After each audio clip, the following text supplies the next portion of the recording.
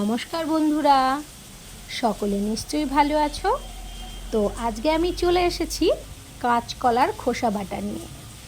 এর জন্য আমি কাঁচকলার খোসাগুলোকে ভালো করে সেদ্ধ করে নিয়েছি। তারপরে আমি মিক্সার ব্লেন্ডারের মধ্যে পেস্ট করে নেব বলে ছোট ছোট টুকরো করে নিয়েছি। আর দিয়ে দিয়েছি 4-5টা কাঁচা লঙ্কা, আর দিয়ে দিয়েছি 7-8 কোয়া রসুন, আর দিয়ে দিয়েছি 4 কুচি আদা। এটা আমি সুন্দরভাবে ছোট ছোট টুকরো করে নিয়ে কাঁচকলার খোসাগুলোকে মিক্সারের বাটির মধ্যে দিয়ে সুন্দরভাবে এটা মিক্সি করে নিয়েছি। সুন্দর করে মিহি করে একদম করতে হবে, যদি গোটা থাকে তাহলে কিন্তু খেতে ভালো লাগবে না। তো দেখো আমি একদম মিহি করে করে নিয়েছি। এবার আমি একটা কড়াইতে সর্ষের তেল দিয়ে দিচ্ছি।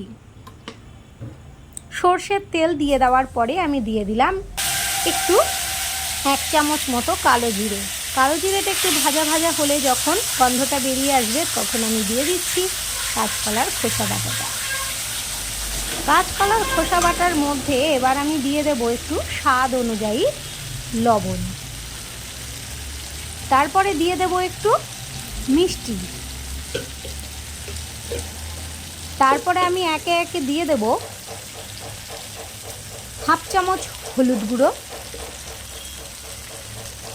কাশ্মীরি লঙ্কার গুঁড়ো 1/2 চামচ। এইবার আমি ভালো করে এটা নাড়াচাড়া করে নেব।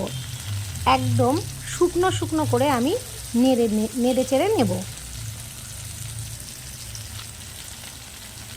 শুকনো শুকনো করে নাড়াচাড়া হয়ে গেলে আমি এবার নামিয়ে নেব। জল যাতে না থাকে ঠিক সেরকমভাবেই আমি শুকনো করে এটাকে তৈরি করব।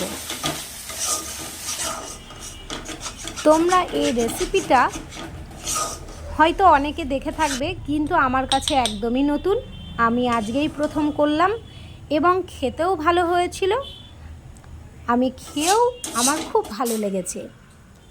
তো এই নামানো হয়ে গেছে কাঁচকলার খোসা বাটাটা। এবার আমি এর ওপর দিয়ে ছড়িয়ে দিচ্ছি সর্ষের তেল 1 চামচ, আর দিয়ে দিচ্ছি একটা কাঁচা লঙ্কা। তো একদম রেসিপিটা রেডি। তোমাদের যাদের যাদের ভালো লেগেছে তোমরা কমেন্ট করে জানিও।